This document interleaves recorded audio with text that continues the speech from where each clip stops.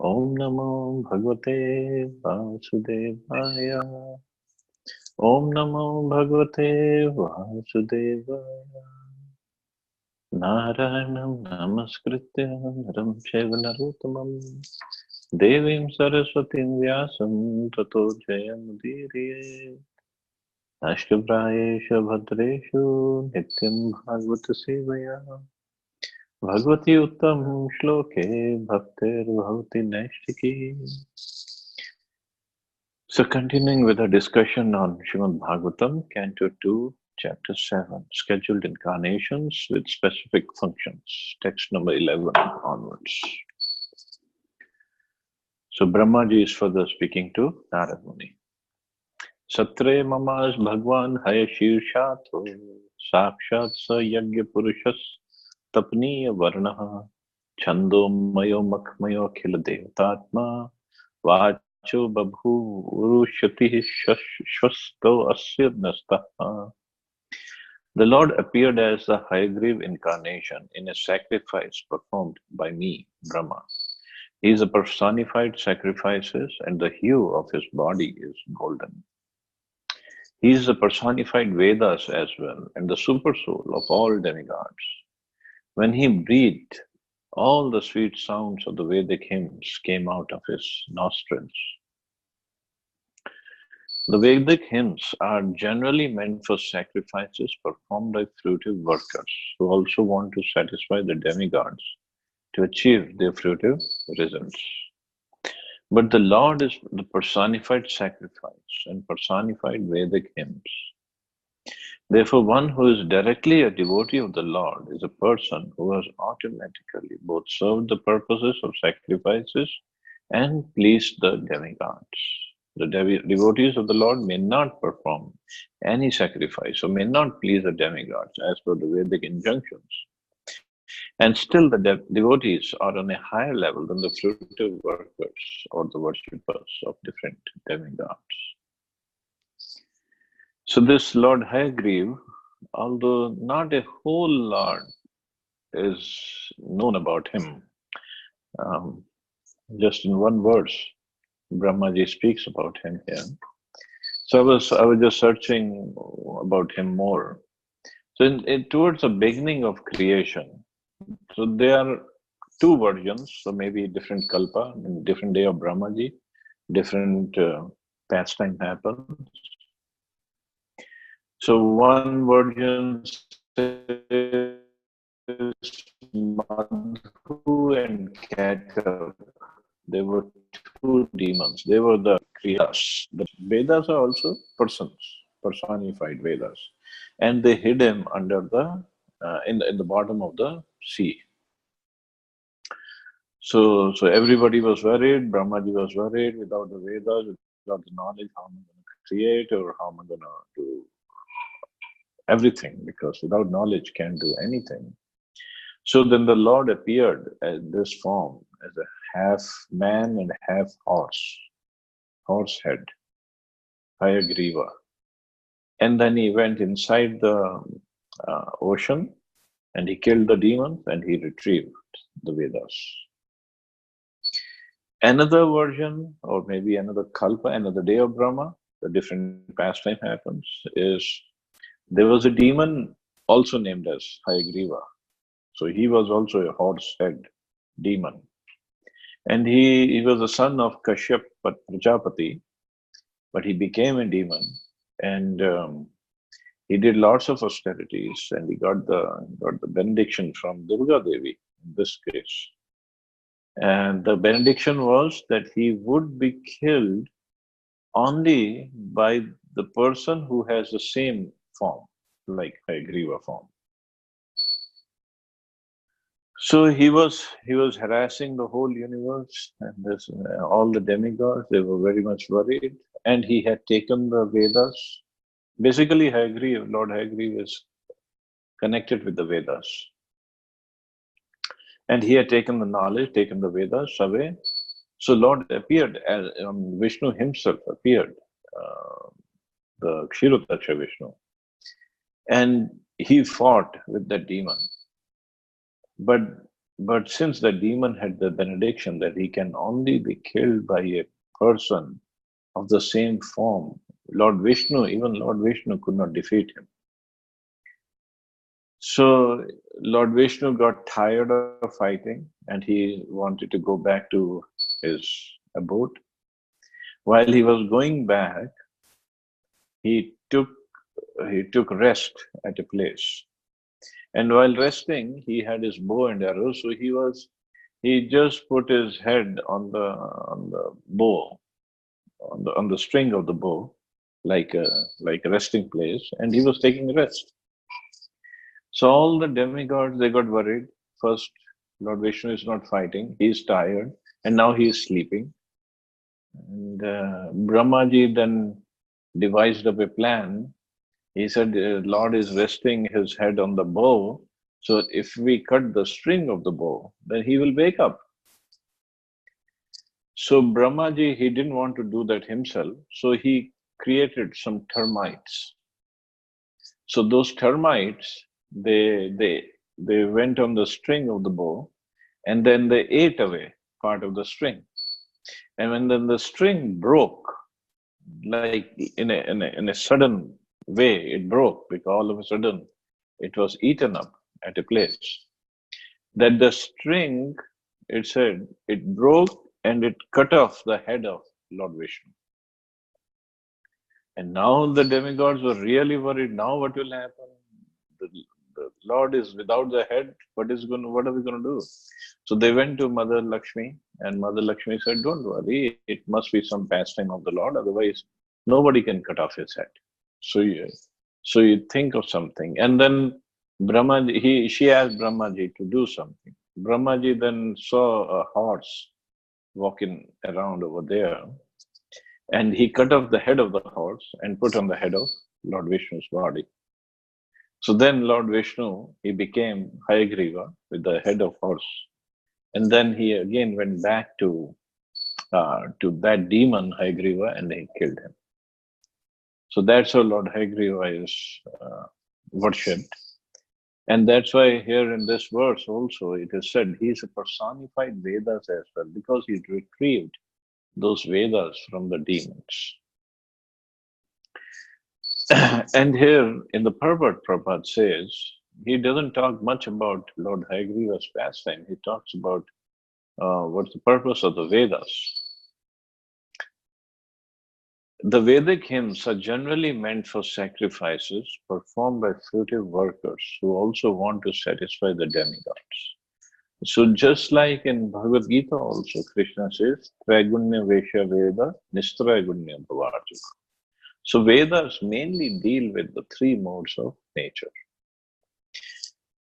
In the Vedas, because it's such a flowery language given in the Vedas, and Krishna was warning Arjun that you should be very, very careful about the Vedas, because the Vedas, 96% of the Vedas, Vedic hymns, they talk about Karma Kanda.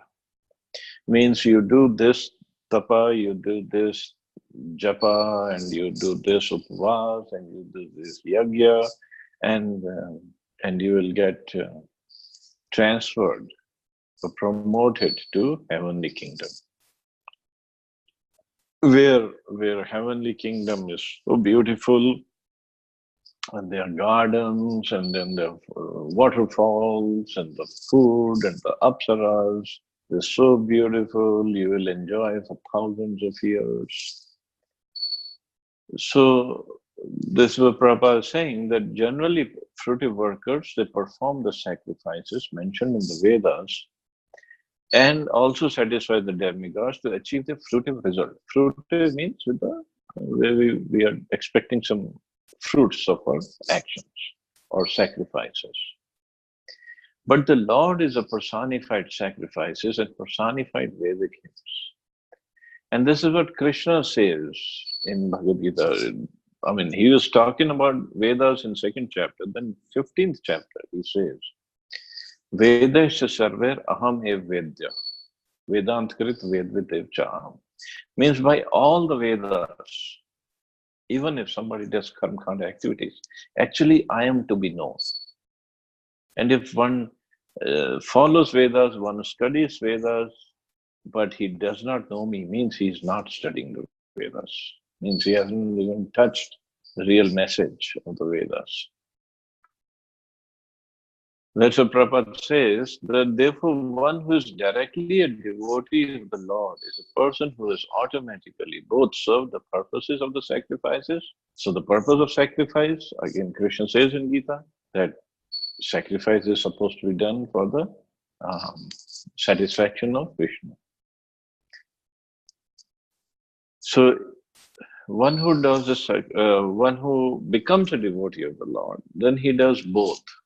He sacrifices or satisfies the Lord, and he satisfies the demigods also at the same time. Like Bhagavatam only talks about that if one wants to water the plant, any plant, not just the plant, all the leaves, all the fruits, all the flowers, all the branches of the plant, then he should just put the water at the root of the tree, root of the plant. And the water will automatically go to all the different parts of the plant. Similarly, if one becomes a devotee of the Lord, then he is basically trying to please Krishna. And Krishna is the root of everything. Krishna is a source of both the material and spiritual worlds. From him comes everything. Where Krishna says in Bhagavad Gita, Sarvasya Chaham. No, not Sarvasya Chaham, I'm sure. Everything comes from me.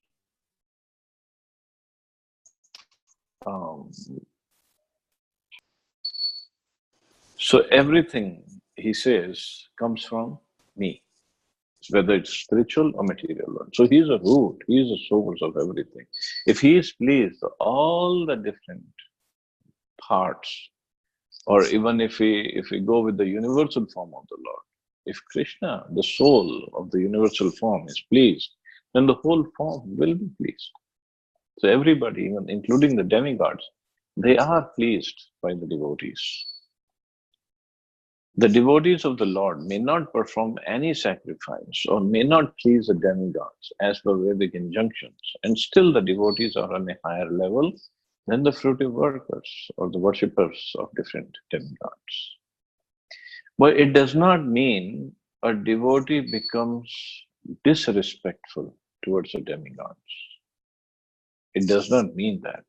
He doesn't do anything extra, anything separate to serve or please the demigods. He doesn't need to, because he's already serving Krishna. But at the same time, he should not become disrespectful, because demigods are all devotees of Krishna. So becoming disrespectful means we're committing Vaishnava offense.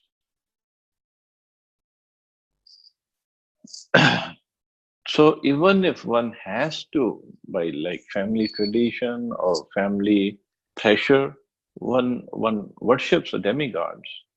But a devotee knows the position of demigods, and he can worship them, he can serve them as devotees of Krishna. And they will be very happy if somebody treats them or somebody serves them like a devotee of Krishna. Just like Hanumanji, I mean, do you think Hanumanji will be happy if we worship him and not worship Lord Ram? He will not be happy. He will hate it. But if somebody is worshipping Ram, and he worships Hanumanji as servant of Rama, as a devotee of Ram, he will be very happy with that person. Because he understands that now this person knows what is he doing. So that's the right way of worshipping Hanumanji. Worshipping or serving means to please that person. Similarly, demigods, similarly, Lord Vishnu, the idea behind worship or serving is to please that person. Like Krishna, when he says, Man manabha madbhakto madhyadi mam namaskuru. So if we do this, 4 activities, he will be very happy. He says, Patram pushpam phalam toyam yume bhaktya prayachati. Just offer me with love and devotion a little fruit, little water, fruit, flower or a leaf, I'll be very happy. He says, I accept it.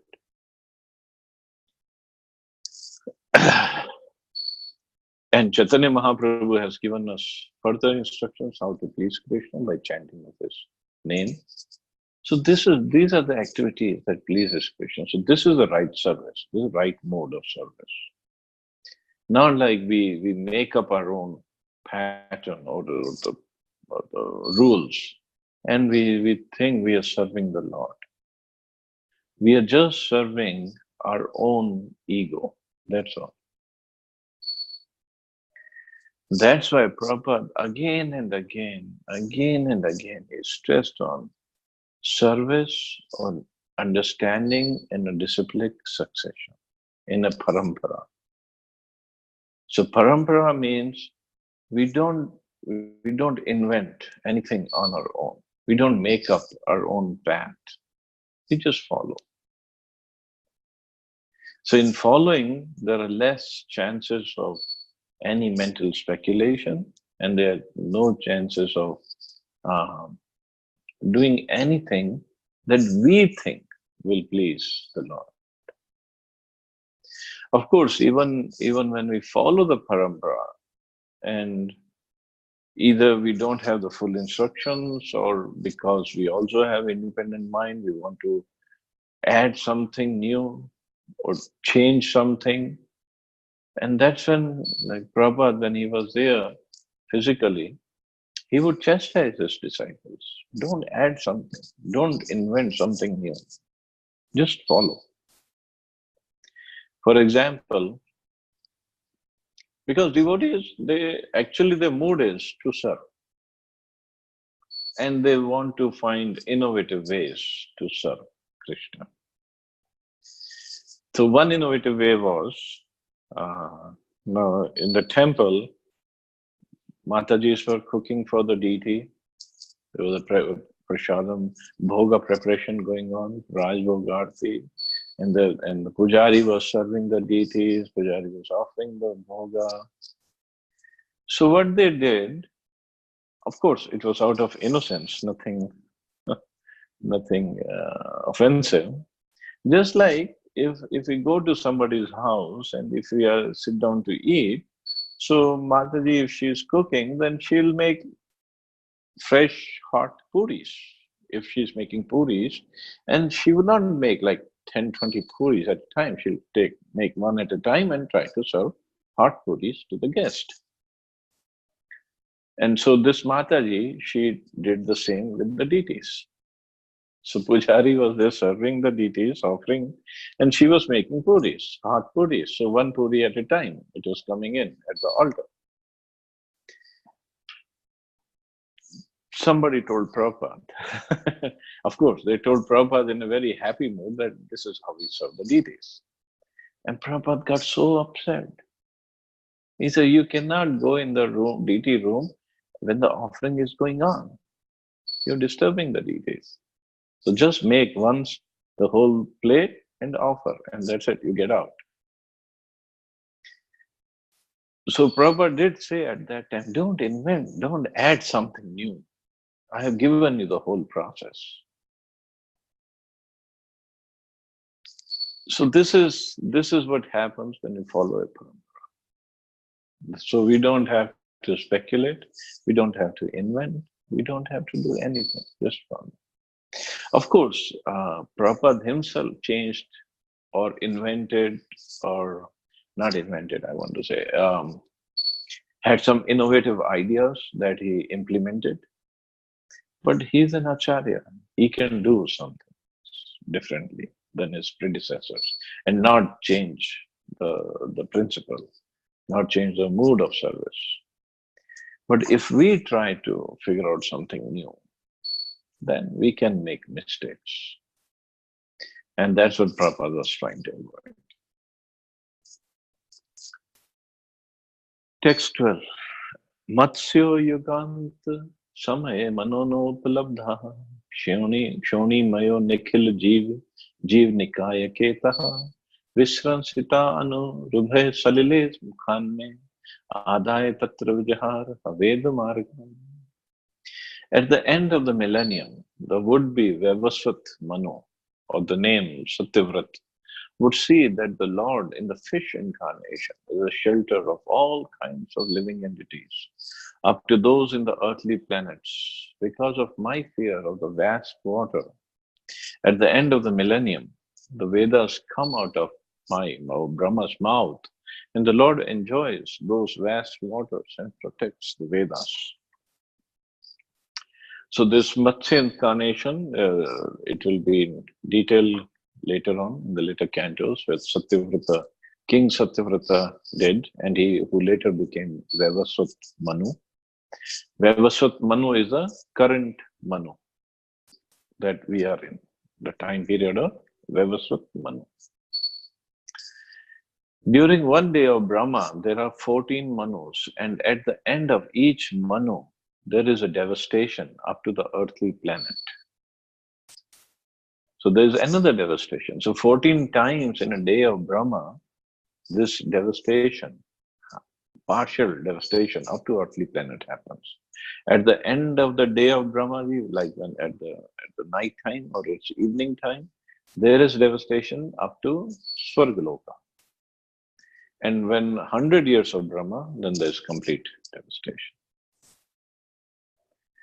Of course, this point also, when Prabhupada is saying during one day of Brahma, 14, at the end of each Manu, there is devastation. Different acharyas have different viewpoint on this. Maybe different scriptures talks differently. So Prabhupada does talk about it in different other purport somewhere, where he says, oh, Jiva Goswami says this, and Vishwanath Chakravarti Thakur says this, and both are kind of contradictory. But Prabhupada followed this one, that at the end of each Manu, there is a devastation up to the earthly planets. And the vast water is fearful even to Brahma. So devastation, how it happens is, first the sun shines very, very brightly. And there is no rain for many, many, many years or maybe centuries.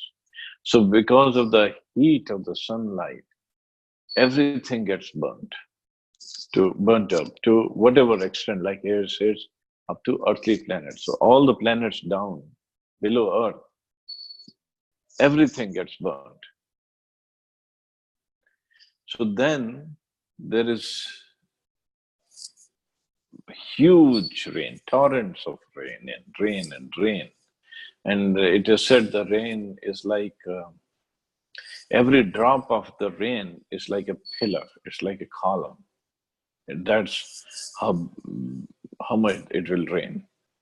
And with the rain, it just inundates, it floods all the way, in this case, all the way to up to earthly planet.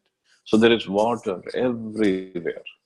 Of course, there is Garbhodak ocean, which covers half the universe. But with this rain, the water level increases. So much of water will be there. And this is what Prabhupada is saying, the vast water is fearful even to Brahma. So in the beginning of the would-be Vavasvat Manu, such devastation would be seen by him as Satyavrat, King Satyavrat. There would be many other incidents also, such as the killing of the famous Shankhachuda. So that's another story that we'll talk about some other time. This foretelling is by the past experience of Brahmaji, who knew that in that fearful, devastating scene, the Vedas would come out of his mouth. But the Lord, in his fish incarnation, not only would save all living entities, namely the demigods, animals, men, and great sages, but would also save the Vedas. So this story is something we hear in Bible also, where we hear about Noah's Ark. There's a person named Noah, and he knew he was the corresponding person here is Satyavrat king, and he knew there will be devastation, there will be flooding everywhere. So he prepared a big ship, and on ship he carried two samples, male and female, of every species, of every animal, of every plant, of every insect, of every tree, so that the creation can go on, because there'll be all flooding and everything will be wiped out. But he carried two, male and female, of every species, of every life form on the boat. So here also, when the fish incarnation, Lord Matsya Avatar, appears, he orders King Satyavrat to make a big boat and carry all the species of life on that boat. And when the devastation happens, Matsya Avatar, King Satyavrat puts this rope around Matsya Avatar, and Matsya Avatar carries the boat on his, and when he pulls the boat through the waters of this devastation. Of course, that's a beautiful term. And he also would save the Vedas, because along with everything else, he saves the Vedas also. So anyway, we'll stop here. See anybody has any questions or comments.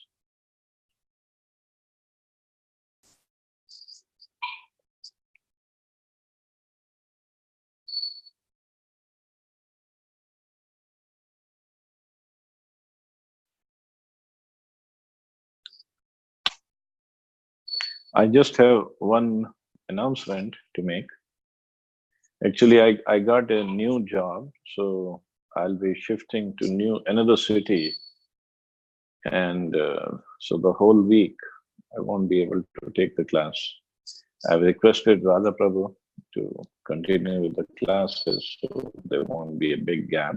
Otherwise, there'll be a big gap of one full week. So Radha Prabhu has kindly agreed. So you all also force him if he tries to run away. So please ask him to take the classes, and whatever coordination has to be done by Vanna Mataji or Radha Prabhu or whoever is going to do. So please do that, and I'll see you all after 1 week then. Hare Krishna. Prabhuji, which Yes. city? Hare Krishna, Charlotte. Prabhuji. Going back to Charlotte. Thank you, Prabhuji. Thank you, Mata. Hare Krishna, Prabhuji. Thank you very much. Hare Krishna. Thank you, Prabhuji. To Srila Prabhupada. I will not run away, All Prabhu. blessed. In order, I will try to